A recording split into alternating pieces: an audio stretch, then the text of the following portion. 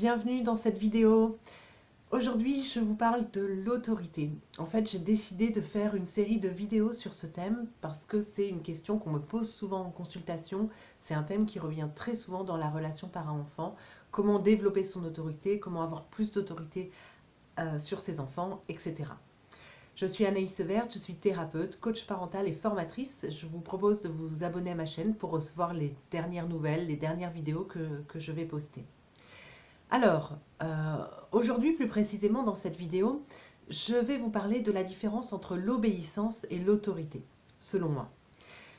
Avant, on entendait beaucoup qu'on attendait des enfants qu'ils soient sages et obéissants. Que les enfants, en gros, se conforment à ce qu'on attend d'eux, à ce qu'on leur demande, sans critiquer, sans mettre en doute et sans s'opposer. Donc ça, c'est la version un peu ancienne de l'autorité. Du coup, j'appellerais ça plutôt le système axé sur le pouvoir ou l'obéissance. Et souvent, les enfants, en tout cas, il arrivait que les enfants obéissent, se conforment par peur, par crainte de leurs parents, d'une éventuelle punition ou d'un châtiment corporel ou d'une violence. Donc quand on a peur, on peut obéir. Ok. Donc aujourd'hui, on parle moins de cette notion d'obéissance parce que ce qu'on cherche avant tout, c'est que l'enfant aiguise en tout cas un petit peu son sens critique et sache à quel moment il peut aussi discuter, négocier, etc. Bon, mais tout cela, en tant que parent, ça ne nous rend pas la tâche forcément plus facile. Donc, la notion d'autorité vient un petit peu à notre secours. Plutôt que d'essayer de développer à tout prix l'obéissance de nos enfants, c'est-à-dire plutôt que d'exercer un pouvoir sur eux et d'exiger qu'ils y répondent en permanence et qu'ils fassent tout ce qu'on leur demande, puisqu'on voit bien que cette génération d'enfants ne se comporte pas comme ça, hein, on va plutôt essayer de développer son autorité de parent. En tout cas, c'est la réflexion que je vous propose de mener. C'est très intéressant parce qu'en réalité, quand on parle de l'obéissance des enfants, finalement, ça dépend des enfants. Okay, souvenons-nous qu'une relation a toujours deux extrémités. Si moi, je suis à ma place de parent, l'enfant est à sa place d'enfant, celui qui obéit, c'est l'enfant. Okay, alors que si on se place du côté du parent, on va plutôt se demander comment, tiens, en tant que parent, comment je peux développer mon autorité.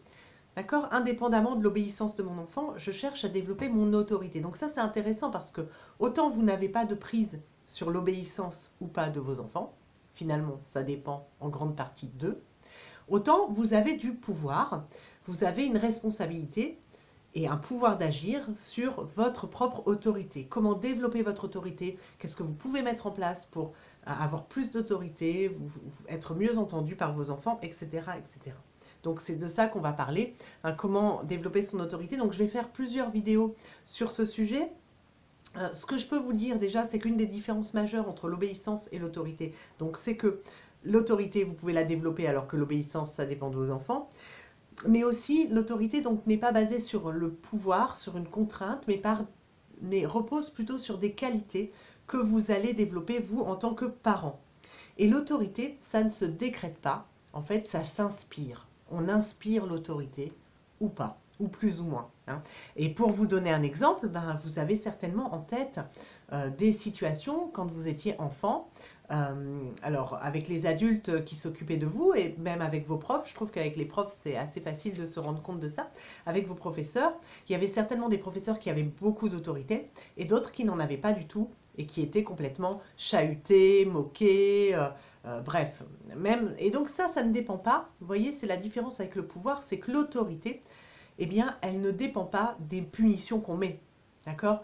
Il y a des professeurs, vous avez certainement déjà vécu ça, ils rentraient dans la salle de classe et on se taisait, on était à l'écoute, ça y est, le cours commençait, parce que ils avaient une autorité. Alors de quoi est faite cette autorité? Elle n'est pas palpable, mais on peut se demander quand même. Il y a une espèce de charisme, hein, quelque chose, un respect qui est inspiré par la personne. Et donc ce charisme, ce respect, cette autorité, ça repose sur plusieurs choses. Alors, il y a entre autres, une des choses dont je vous parle souvent, c'est la stabilité émotionnelle.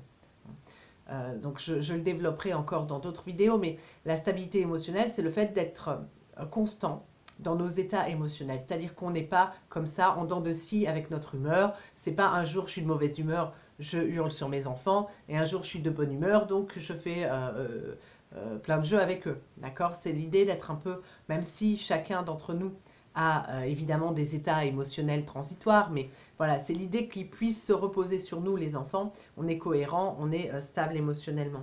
Il y a une autre qualité hein, qui est vraiment importante, c'est la cohérence. Alors la cohérence, ça se décline de plein de façons, mais la cohérence, c'est notamment quand j'applique les choses que je dis. Quand j'applique, par exemple, quand je pose une règle, eh bien, je suis capable de poser des conséquences par rapport à la transgression de cette règle. D'accord? C'est cohérent.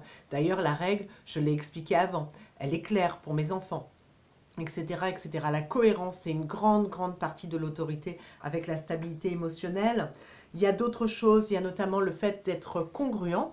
La notion de congruence, c'est le fait d'être authentique soi-même, c'est-à-dire de ne pas dire non quand on pense oui et réciproquement, d'accord? D'être le plus possible authentique. Ça, quand on est authentique, on est fiable pour nos enfants et donc ben, on est plus respecté, on fait plus figure d'autorité. Hein, ça nécessite une certaine maturité, une bonne connaissance de soi, ça nécessite d'être aligné quand on pose des interdits, quand on pose des règles, quand on pose des actions tout simplement, on dit des choses, d'être cohérent, d'être authentique, d'être aligné.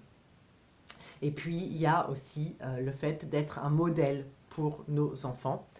Ça, c'est, et je terminerai là-dessus, être un modèle pour nos enfants, c'est-à-dire que si on exige des choses de nous-mêmes, on est en train de l'appliquer. D'accord? On n'est pas en train de leur dire quelque chose et de leur montrer autre chose avec nos comportements. C'est-à-dire que ça rejoint aussi le fait d'être cohérent, la cohérence des parents. Voilà, je voulais en tout cas vous introduire un petit peu le sujet sur cette différence entre autorité et obéissance. Et la bonne nouvelle, c'est que même si vos enfants, eh ben, ils ne font pas tout ce que vous leur demandez, même s'ils ne sont pas obéissants, même si c'est difficile, eh ben, on va pouvoir travailler ensemble sur comment développer davantage votre autorité de parent à travers plusieurs notions, plusieurs outils, plusieurs concepts. Voilà, je vous retrouve très vite pour vous parler de tout ça. Donc, ben, abonnez-vous à ma chaîne, comme ça vous allez suivre cette série de vidéos sur l'autorité. Je vous dis à bientôt. Au revoir.